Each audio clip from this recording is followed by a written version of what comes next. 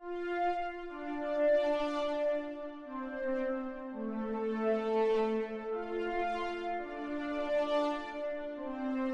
everyone, and welcome to a special edition of the SWW show, an interview, GDAX follow-up interview with Gage Doran from Lemon Pop Studios.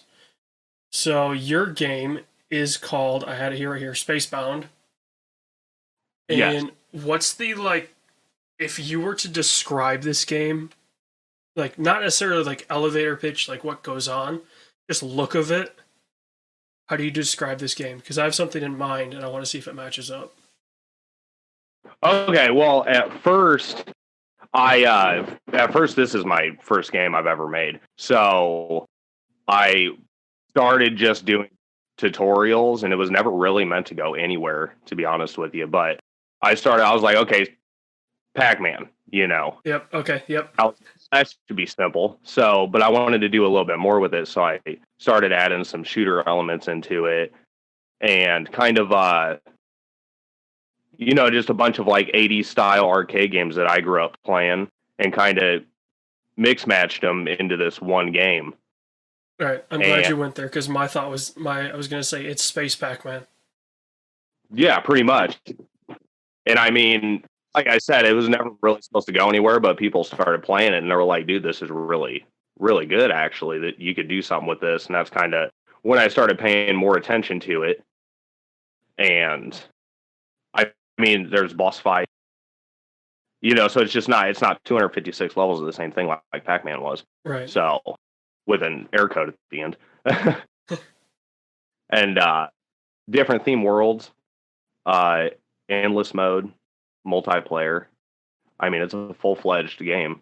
Yeah, it looks really cool. I got to give you that. So how was GDEX for you as somebody that this is their first thing that they're putting out? A little stressful, but I mean, that's just because I'm new at this, and you look around and you see all these people that you can tell they've been doing this for a while, and like marketing materials and just how to talk to people. It's all a learning process. I mean, it's a lot of fun. Just at certain points, can be a little stressful, especially by yourself. Oh, I bet just doing it solo makes it even worse. Yeah, but I mean, it's so worth it because you learn a lot from everybody else, and that's really what it comes down to: is meeting other developers, figuring out how they do it, and then you all just kind of learn from each other. Yeah, I think that GDEX is a really good show for that in terms of the people you're meeting it's not Sony and Microsoft and a big AAA. It's people that are kind of like you. Like, if as a developer, you would walk in there and be like, oh, this guy's making something himself. It's not like their, PR team for Madden. That's a terrible example, but it's not some big game that has this juggernaut PR team. Yeah, hundreds of people. Yeah, I think that's really my favorite part about it, to be honest with you, is because you have these AAA studios that just kind of, we know this is going to sell. Yeah. So like Call of Duty, like you said in Madden, we know this is going to sell because this is what people want once. But you go to these conventions and you look around and these people just have these crazy ideas for these games. Yeah, there were a lot of really cool ideas at GDEX. I don't know if you got a chance to see a lot of tabletop games this year. Yeah. But it's cool. What now? Sorry. It was just cool. It was a wide variety. I mean, they had everything from what was the Mage Quest? Was the 10 person Mage Quit? That one was I think it was Mage Quit, yeah. That was some 10-person party brawler game to student projects to board games to. It was cool. It was a lot bigger. I was really impressed. Um, I mean, actually, since last year, because I showed Spacebound off at GDEX last year, Mm-hmm. and it was nothing like it was this year because I went back and completely revamped the whole game. And I mean, it got a lot better reception this time around than last year because I mean, I actually had the original demo from last year and I pulled it up and I was like, this just looks like garbage. But because I completely put a full soundtrack in there and completely gave it a different feel. It's just crazy how much music can change like the feeling of an entire game. Oh yeah, I mean, you could have. My favorite example is the I forget who did it. The video of it's like a bee flying around, and they play different music to it. So they have like a happy-go-lucky, and then they have a horror theme, and it's all the same footage, but it just gives everything such a different, Just a different tone in general. different feel. Yeah, I think I know what you're talking about. Actually, I think when I started making music for video games in general, because I mean I like to write a lot of music. That's one of my true passions. But when I started watching, just other people making music for video games, I think that was one of the videos that popped up. It's really cool, actually. But yeah, other than that, I updated the graphics. I mean, it's still really old school looking, but just like, adding textures, enemies, because before that, I mean, they were flat. There was like one person, you're spending more time programming and Yeah. attempting to market, even though, to be honest with you, I suck at it. But I mean, basically, just don't pull a Bethesda and you're good. Oh yeah, yeah, like last E3 or this Fallout First announcement. Oh, the you talking subscription about service. 76 Yeah. Fallout 76? Yeah. Ugh. Oh, that was terrible.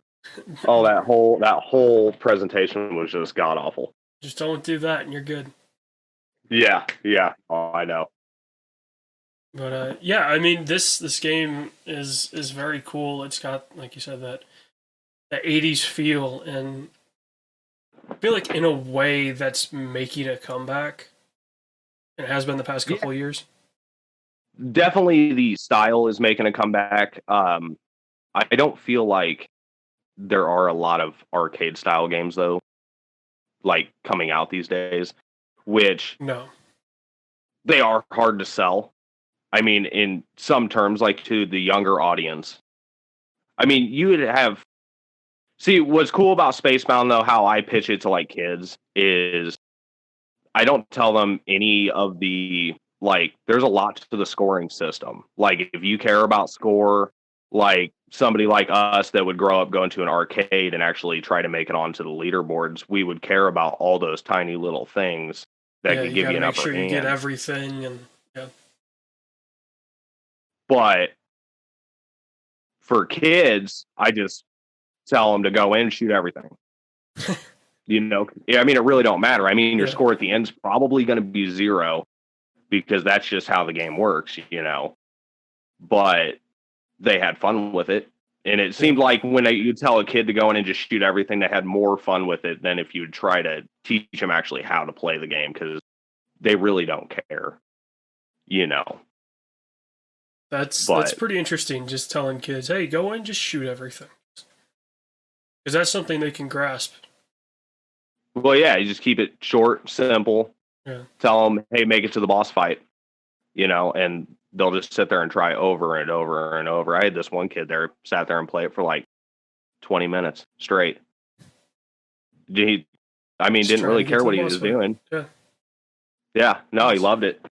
And I mean, I love that, just to see a kid play an 80s style game, and it's like you don't see that very, very often anymore. Right. Yeah, they want to be playing Fortnite or Fortnite, or I don't know what. Minecraft. Yeah, I don't know what a 10-year-old plays anymore. Pretty much Minecraft and Fortnite. Except for when Fortnite shut down after that update about a week ago. Oh, for 2 days? Yeah, people were dying. I was gagging. I thought it was hysterical, personally. I saw something. Well, it was during GDEX. We were walking the show floor, and all of a sudden, Mike comes over me and he goes, "So Epic shut down Fortnite." Yeah, that's how it was pitched at first. There's like, did Fortnite end? I'm like, okay. Yeah, and all these streamers are like freaking out on YouTube. It was great. I loved it. Yeah, that made that weekend even more interesting.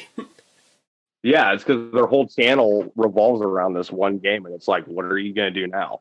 And, well, just do what they did while it was down. Apparently, that black hole was like the most viewed thing on Twitch for like a day and a half or something like that. It was ridiculous. I love it because my kid got on it. He was like freaking. He's like, it's just done. And it was like he didn't know what to do with himself. It's done. But what's new with you after GDEX? Not much. I mean, we got back and we've just been touching base with everybody we talked to and doing kind of follow-up GDEX interviews, and anybody that we didn't get a chance to talk to on the floor, because we talked to, I think, 4 or 5 devs on the floor, and yeah, it's been good. It's been interesting to see some of these games as we're doing these follow-up interviews, and just even the bits that they've improved since we were there. It's been 2 weeks now. Yeah. So pretty busy weeks still. Yeah. I actually got the update of SpaceBound, the 2.0 update's actually up on Steam now. And it's a kind of a pain to get it up on Steam. I mean, every time I have to sit there and figure out how to do it again. It's not a straightforward process. Not 100%. Like, actually, no, the first time I put the update on there, I went to load the game up and an error code popped up. I'm like, great, this game is out to the public and you can't even load the game up. But I mean, it took me like 10 minutes and I got it figured out. And everybody that owns it, because I have a few people that own it, I'll give them a call and say, hey, update it. Does this run correctly? They're like, yeah, it runs. I'm like, thank God.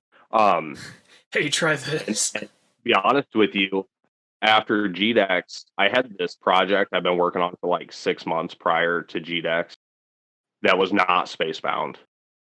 But I ended up scrapping the whole thing because, as you know, probably not a lot of people know, I made SpaceBound with Game Maker Studio 2, not Unity. Yeah. But it seems that everyone else uses Unity, and it's like, if I ever have troubles with something, I don't really have anybody to go to. So I completely scrapped this other project and am now starting a new project in Unity. And it's been interesting. It's been a lot of fun. Like, just learning how to use a new program, and in ways Unity is very accessible. Yeah. Yeah, that's what Mike always says. He does a lot of his projects in Unity. And he's like, yeah, it's pretty easy once you get the hang of it. And yeah, at first, I think I was making it a little harder than it actually is because I'm so used to using Game Maker Studio, and it's just so different. But, I mean, pretty much the coding language is almost identical. It's just easier. It's almost like it's hard to do easy things. That's how like everything moving, is, it feels like. Yeah, getting a character to move. Well, Game Maker's complete opposite. Like, it's easy until you want to do something hard, which makes sense. But like, particle systems and crazy stuff in Unity are super easy to do. But getting a character to move takes like 20, 30 minutes. Sounds like After Effects. Yeah, it's ridiculous.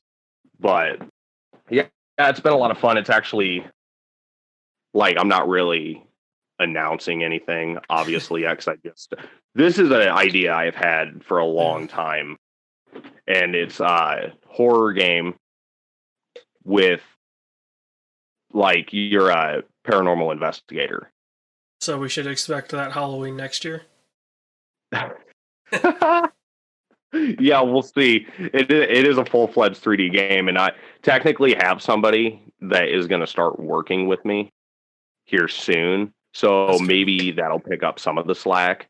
But by myself, this is kind of a big project. I mean, a lot bigger than SpaceBound was, obviously. I bet.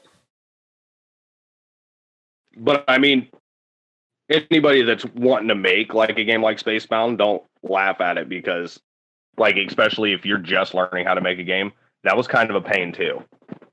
Oh, I bet. I mean, it's always. I mean, you'll hear stories of. Obviously, when they were making games in the 80s, they kind of had to do everything by hand, and they were the first ones to do it. But it's just, they talk about, oh, what seems like it should be fairly simple is not. And yeah. I'm sure exactly. that stuff happens even today of, oh, this should be easy. And then 5 days later. That's with everything. Yeah. Yeah. It's like, oh, just give me like 10 minutes and I'll be done. We can go do something for the day. And it's like 3 hours later, you're still working on the same thing, wondering why it doesn't work. Yeah, that's the life of everyone that's a creative. Oh, I know, but it's enjoyable. I mean, yeah. I can see why some people don't want to get into it because, like, since I've started designing games, I don't really get to play games all that much, which kind of sucks because, you know, I used to put like, 20, 30 hours a week just playing games. Yeah. I forget who said it, but they said, if you like to play games, never try and make one. Like, okay. Makes sense. I've heard that quote because I'm still trying to beat Fire Emblem. And that game has been out for over a month now. And that's very not like me because me and my wife put over 250 hours into Breath of the Wild within a month. And I think we're like 70 hours into Fire Emblem, still haven't beat it. That's why I never play a Fire Emblem game. Dude, it's a great game. It's not even a hard game, which is surprising. Yeah. They seem like they're completely perfect, fine games, but it's just not my thing. I never knew why. I played one when I was a very young kid, and that was it. Oh, don't compare this new Fire Emblem game to any old one. Okay. Because you like RPGs. You're not an RPG person at all. Depends. Okay, well, yeah. It's kind of personified it. So it's like Fire Emblem meets Persona. Huh. Yeah, which is just insane. But I mean, it added like a whole new level to that game. And it's just crazy. Sounds cool. I have to check it out. Yeah. What else was I gonna say? I actually I tried to get SpaceBound onto the Switch, but it got denied back in the day. But since I did all these updates, I'm actually gonna resubmit it because it seems like the perfect game to be just. High score games seem to be perfect for the Switch.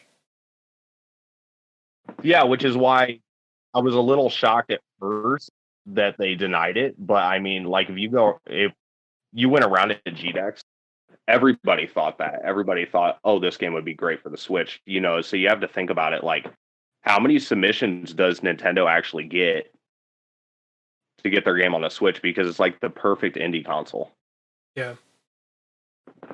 Yeah, so, ever since the Vita died, the Switch kind of came at the right time for people that wanted a console to kind of focus on indie games.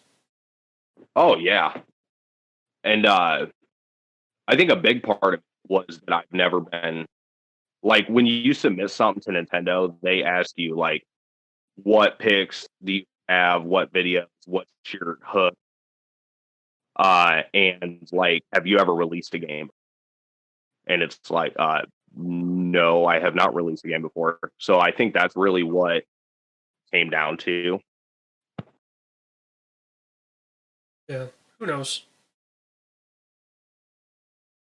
But I mean, I think that's with everybody, because I talked to a Yeah. lot of people who pretty much said the same thing.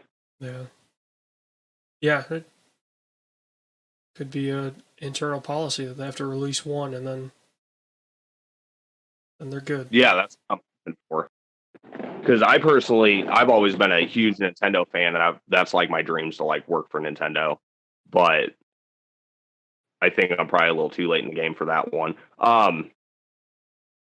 But just to make games for Nintendo consoles would be like my all-time dream. Because like I like PlayStation, and I don't mind Xbox, especially where they're going now. Yeah.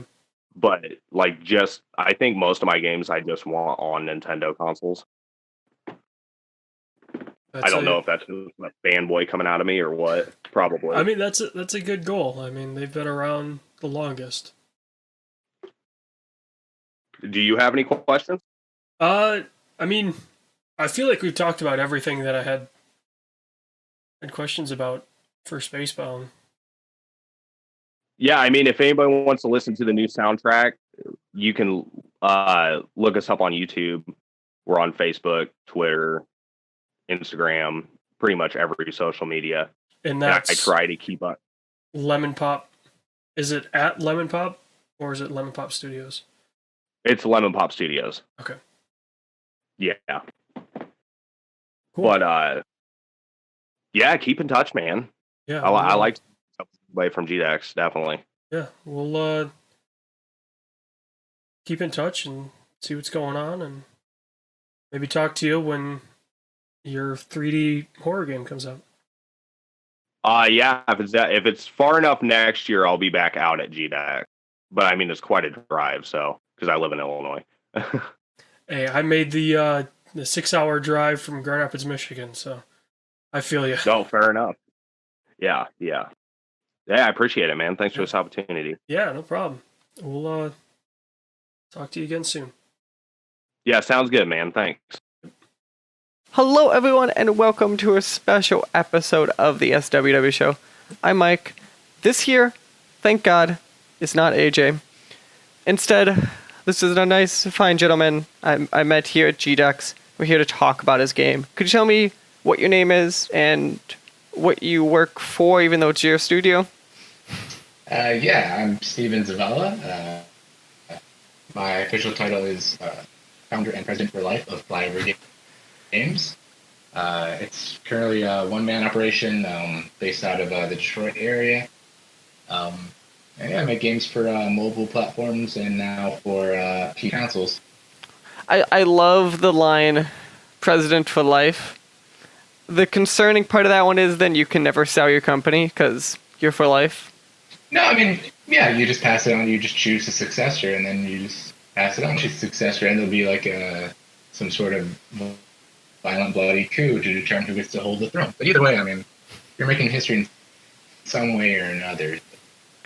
It's just I just use it because it turns out you just call yourself whatever you want when you make a company. I know a lot of people who are, technically see it's just them like in their rooms making software. So I was real hoping that you're like, no, legally it is like President for Life, and it has to end with like you like doing like the end of like a samurai, like we have to like kill yourself, and then the new president appears.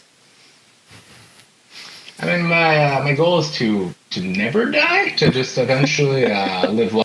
I mean, I won't be able to afford immortality, but to at least be able to like steal it in some way. I want to live long enough to know that rich people can do that, and then go die.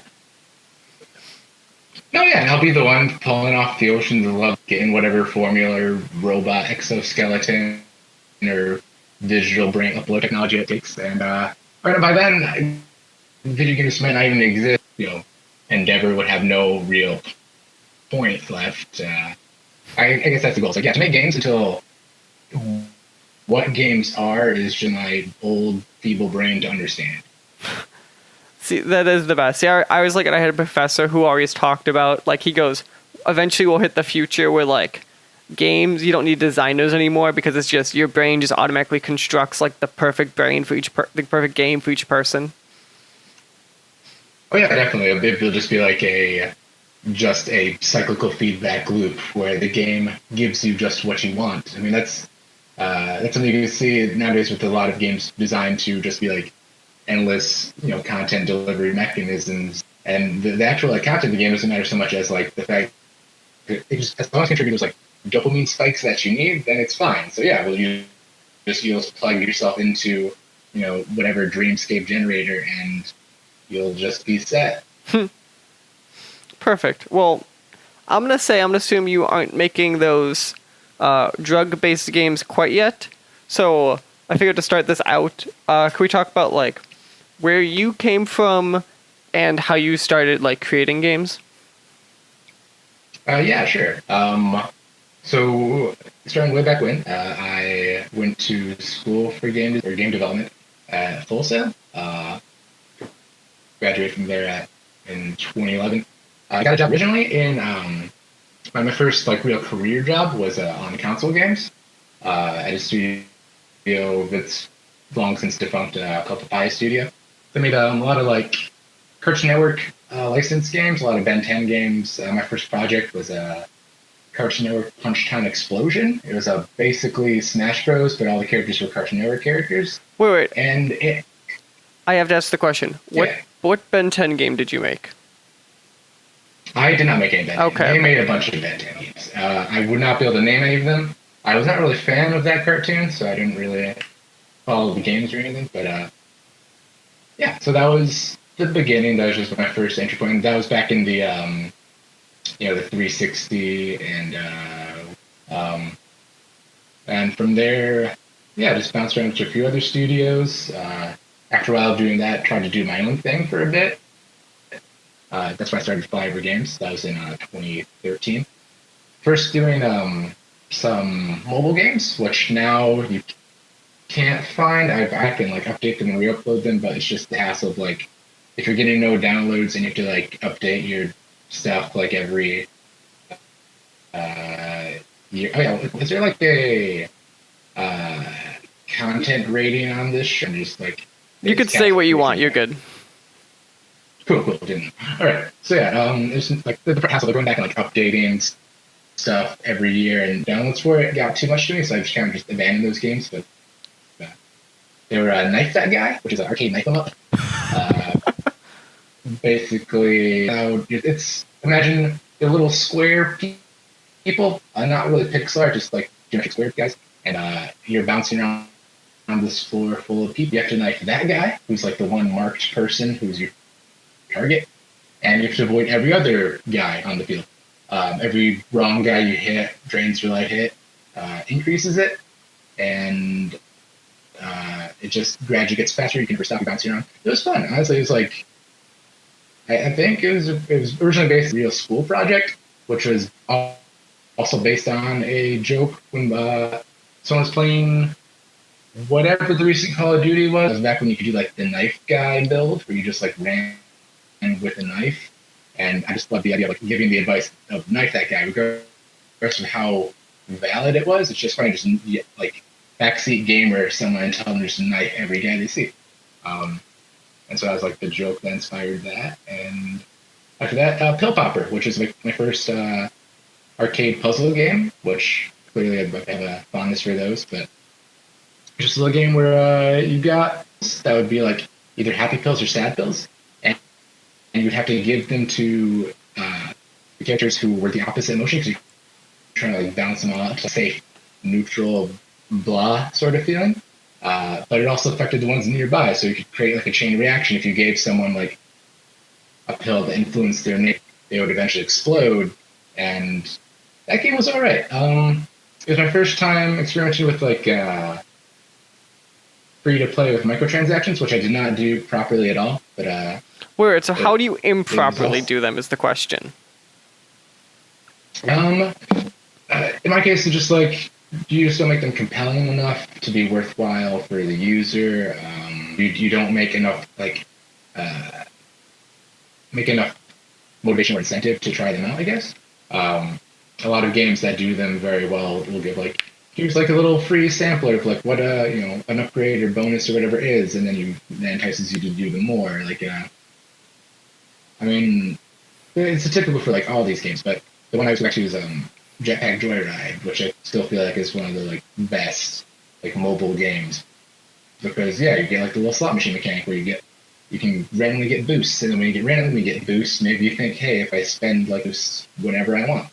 And I didn't really do that, but looking back, I probably changed it, just make it like a straight up single purchase game. I find those now because I didn't update them, and iOS and Google, they don't really look kindly on that. So, and that basically just led me to eventually WaveCrash. Well, first I went back to like real full-time paying work for a while, and then WaveCrash.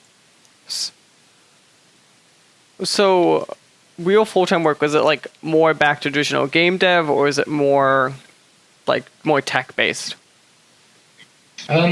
So yeah, I did my like solo projects for like a year, well, and like some freelance stuff in between, and then the job I got for that was like, it was a combination of like apps and mobile games, just for whatever clients.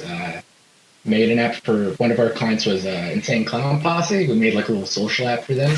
It's probably dead now because that company like pivoted away from mobile stuff. But that was interesting. Oh, and what is it like to work with them? Work with who? So, like you said, Insane Clown Posse. Yeah, they were a client. I mean, I didn't really deal with them ever. I think one of them did come into the office a couple of times, like just to, I don't know, consult on whatever regarding the app. But honestly, when we deal with like clients like that, like it doesn't really, you don't really deal with them. You deal with like the companies surrounding them. So like they're all basically the same. Like it's it's whether it's you think like, oh, it's Insane Clown Posse, so they can be like crazy or whatever, but no, they're just a brand, and they just want you to help them, promote their brand and provide stuff for their fans. It's honestly the same as if it had been like, hey, Pepsi wants us to do something. It's like, all right, cool, we'll do Pepsi that's app, I guess. Very interesting, because I know people who worked on like the 50 Cent games, and that sounded like you were working for 50 Cent. Oh, I mean, in that case, possibly. I mean, it all depends on like.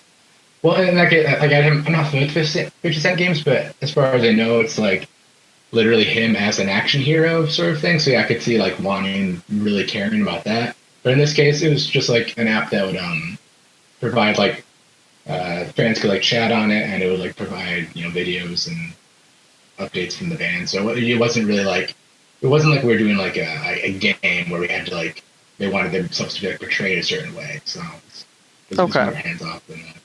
But that was a pretty small part of that. And from there, just did some more boring stuff for other bands. I mean, car manufacturer work, because in Michigan, if you are a software developer, at some point you do work for or work with auto manufacturer. And from there, moved on to now I'm in like just a startup working on more mobile stuff. But really, the main thing is it does provide me with like the freedom and the freedom and money I need to produce games I want to make. Nice. So now we're on to said game, which is the one that I met you for and we got to talk about, which is, okay, let me see if I can pronounce this correctly since we talked about this before we started. WaveCrash. That is correct, yeah. Okay. And I mean, you can't really hear it, but it is all one word and there are 2 exclamation points at the end. But yeah, you did say it right. Perfect. Okay. So, give me the because I've played it, but give me the 2 or 3 sentence pitch of how you describe it. Cool. Okay. So WaveCrash is a head-to-head puzzle brawler where you mash blocks to smash faces. I mean, that's like the one liner. I can go in more detail, but that's like usually the one thing I tell people because it's pretty evocative. But just to go in more detail. I mean, it combines elements of fighting games with puzzle games. You control a character running around on a board, going up against an opponent, and you're both trying to match blocks to create waves to launch at your opponent.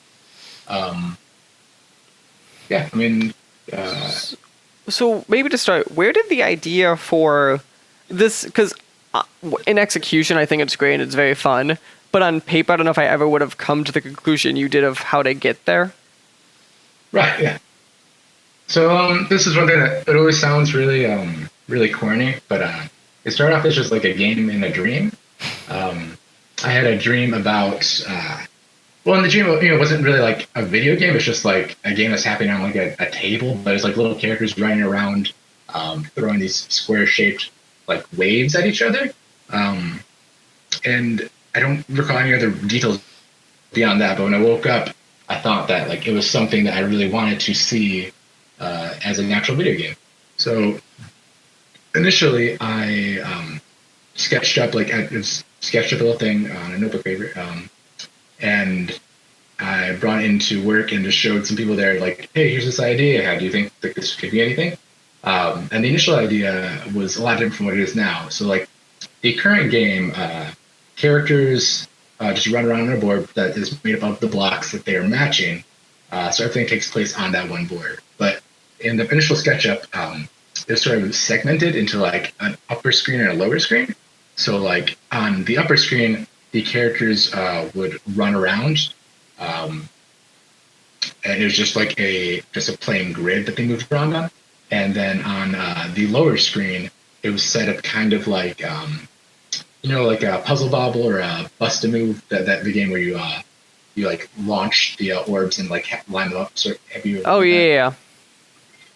Yeah. So you can like bounce them off walls, and you're trying to like make matches. It's like the idea was like that would create whatever resource you're character on the top screen to do their attacks.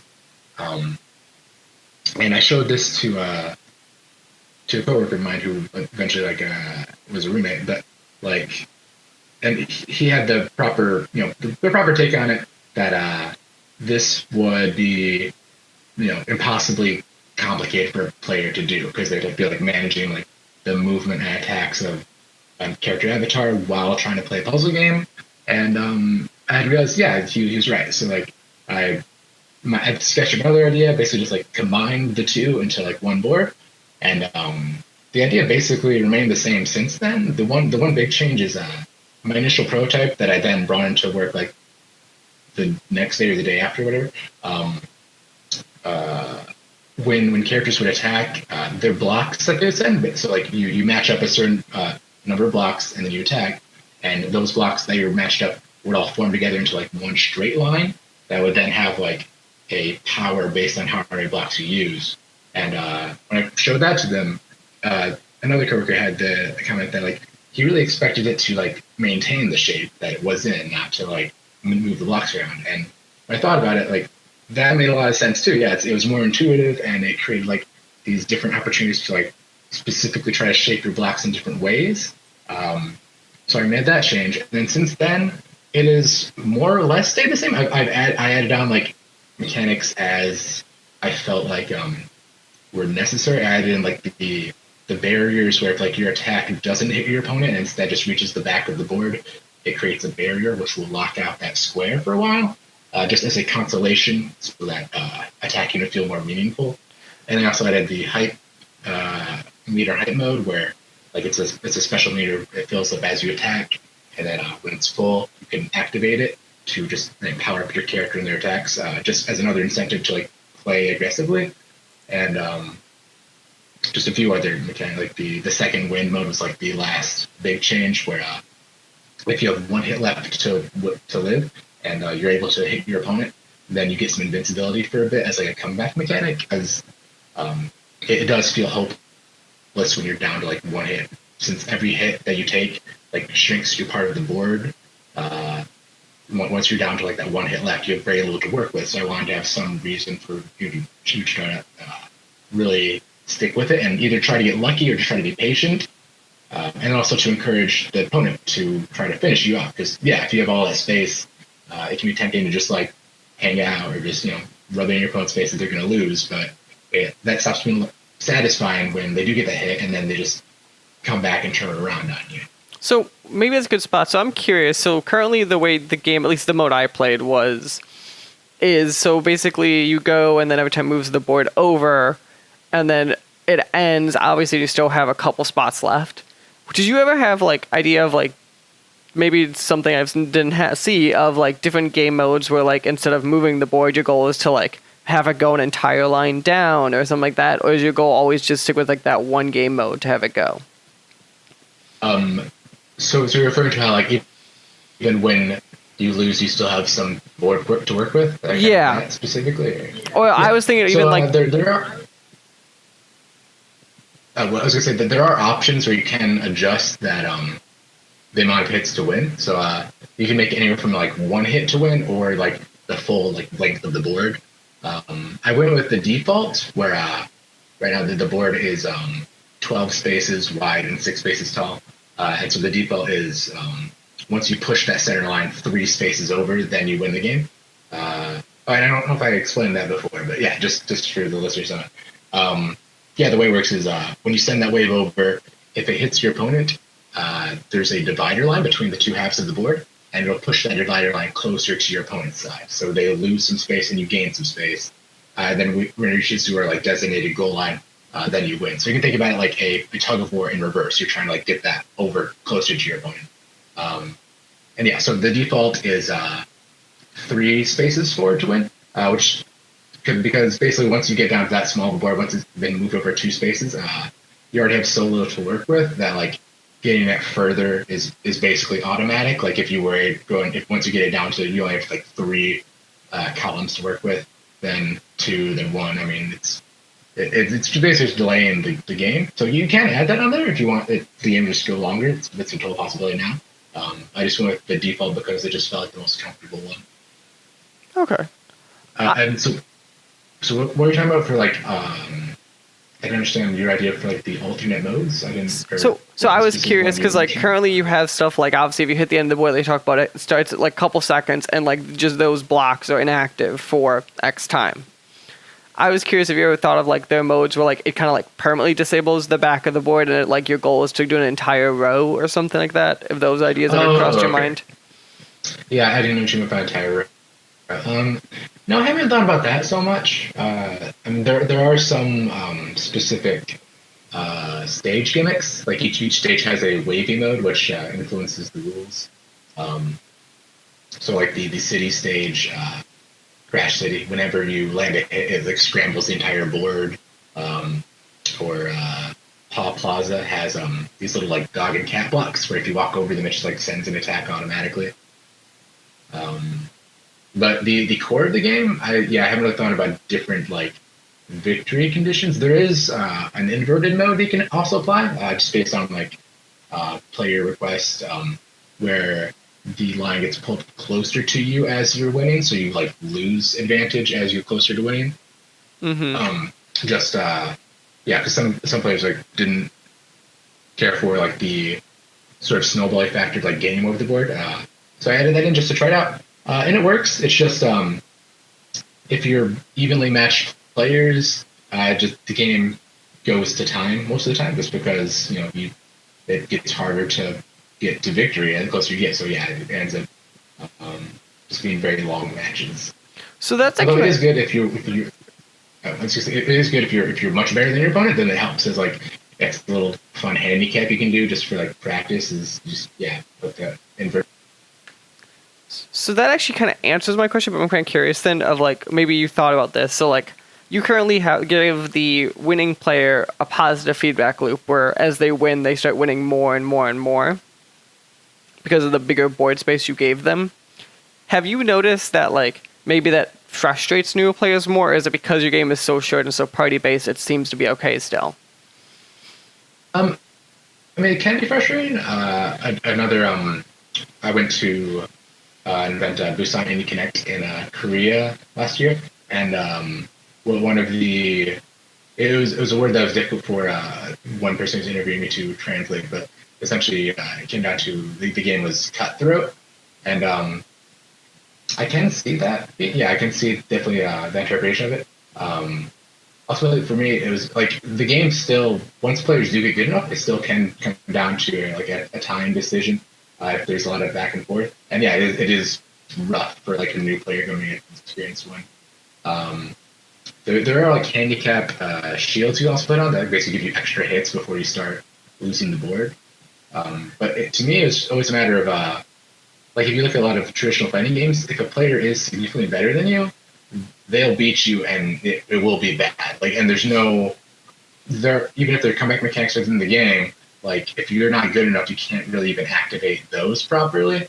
And I've always been of the mind where like if I'm going to lose a game because the skill difference is that great, I would rather lose that game quickly and then try to gain something from it rather than just having like it just be a slog as I gradually lose. And the point behind like the positive feedback for the winner is that ultimately, like when you start on even ground, the game is very it's very transparent. Like you can see the entire board, you can see your opponent where they're at. Every character, there are currently 8 characters with a 9th one coming soon. Each character has primarily like one trait and one special attack that differentiate them from all the other characters. So there's not a lot of like hidden meta knowledge. So ultimately, like when a hit is landed on you, like there was something that you could have done to circumvent that, whether it was like anticipate what like the direction your opponent's moving to see if they're going to set up an attack, or set up your own attack to get off first. So like there's very little to like catch you unaware. So once you score that first hit and do get that advantage, I feel like you have earned that first hit. And after that first hit, like it is an advantage, but it doesn't really get significant until the second one. And then once you've taken that second one, you've now you've made like at least 2 critical errors. So like your back is against the wall. So you do have to like either get lucky or just be patient enough to try to climb back in. And so I feel like it's not overly snowbally, except in the case of like mismatched players where the game would be decided regardless of the snowball effect. Okay, great. So the other thing I'm curious on, so I did some research, and by all count, it looks like you're still arguing this is in development. So I'm curious, like, to you, what are you still working on the game, and what do you see it more adding to it kind of long term, besides like the 9th character, like you said? Right. Yeah. In total, it's pretty much close to where I want it to be. It's really just a matter of the additional content to try to make it sufficient value for a player. Right now, major things are I want to get up to a total of 10 characters because in the game there are 5 different colors of blocks, and each character has a signature color that they match to do their special attack. So it just always felt weird to me to have like an uneven number. So have something for having like 2 characters to represent each color in the game. And then beyond that, there are currently 4 stages, and I really want to have like at least 6 because it makes for just a nicer, fuller looking level select menu, and plus like I mentioned before, each one has like a gimmick mode, so it just allows me to experiment with more different gimmicks.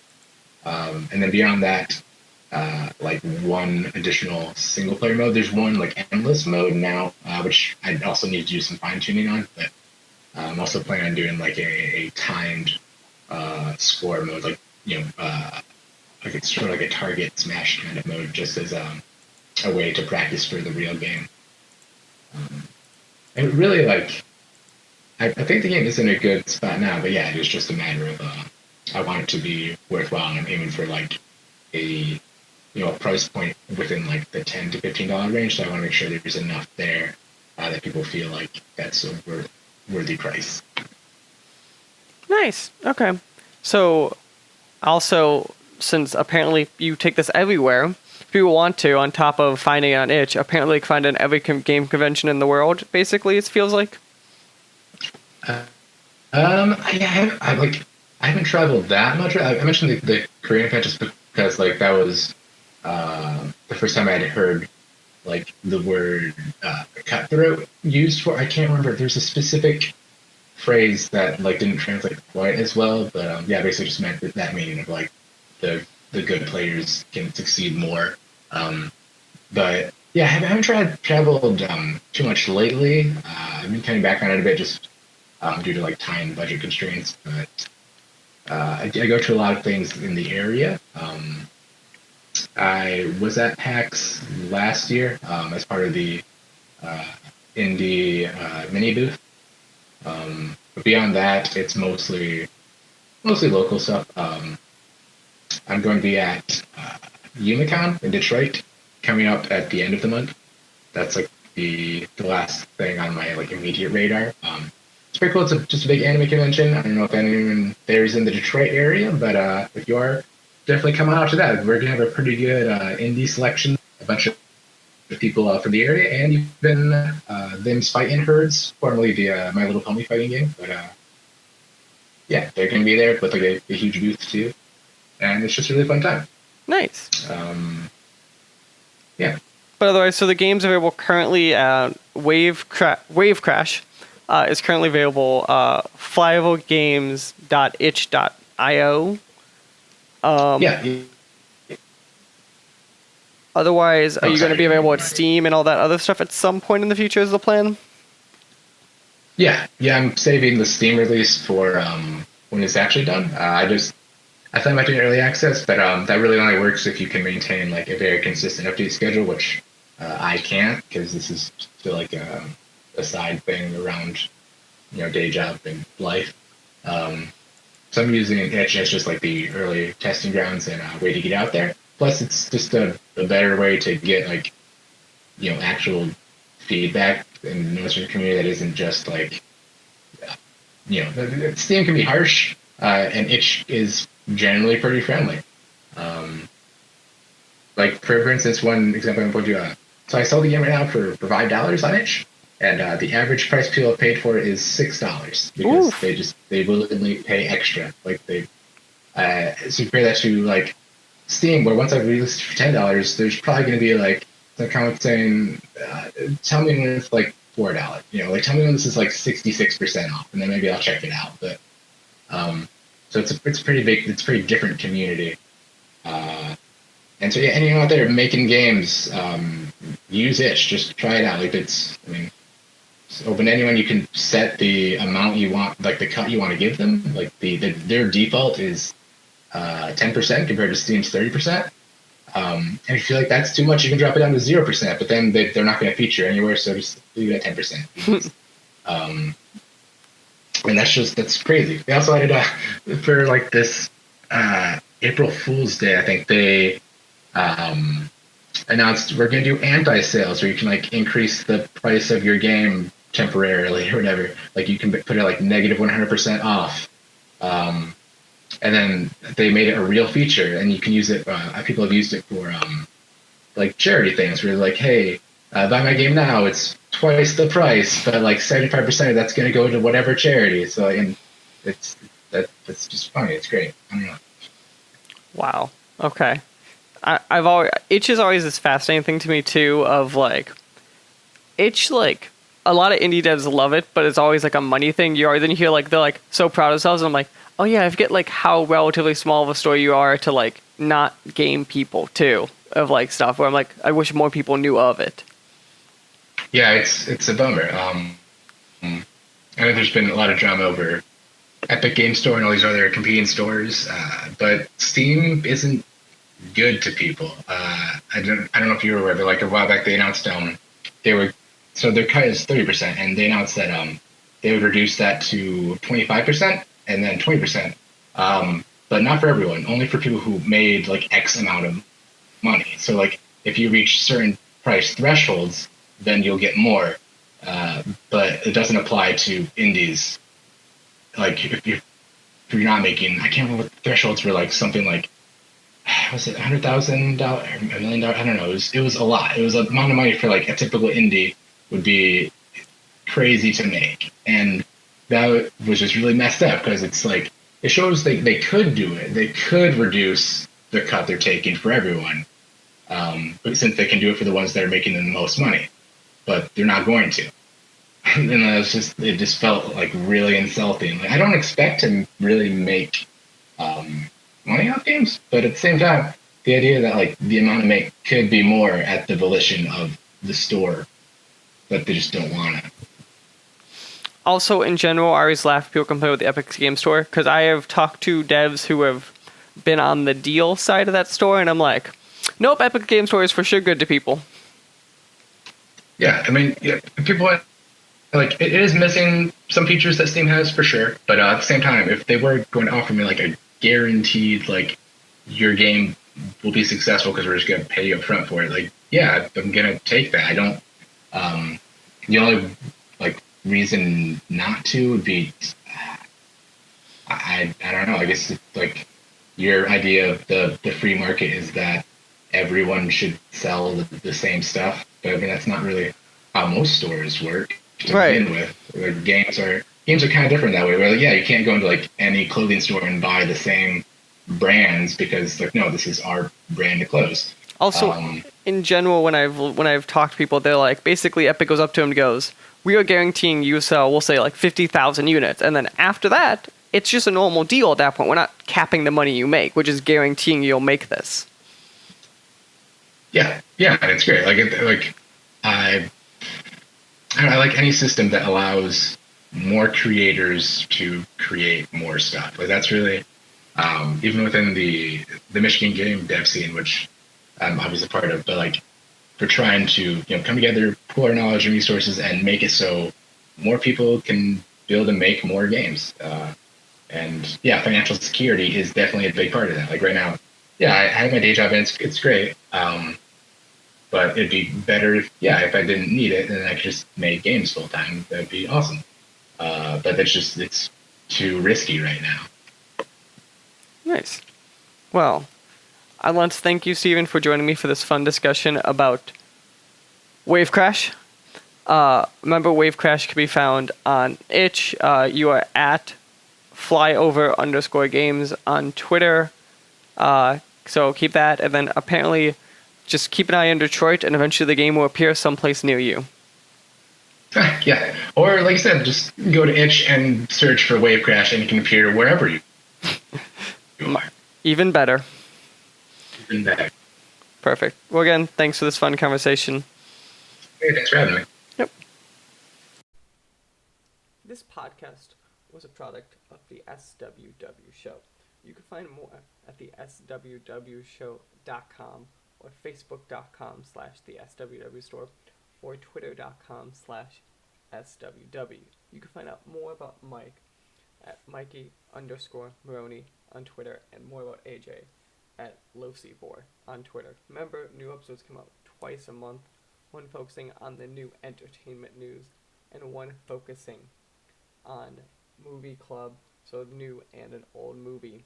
You can find out more again at the swwshow.com, and you can find the show on podcast services around the globe.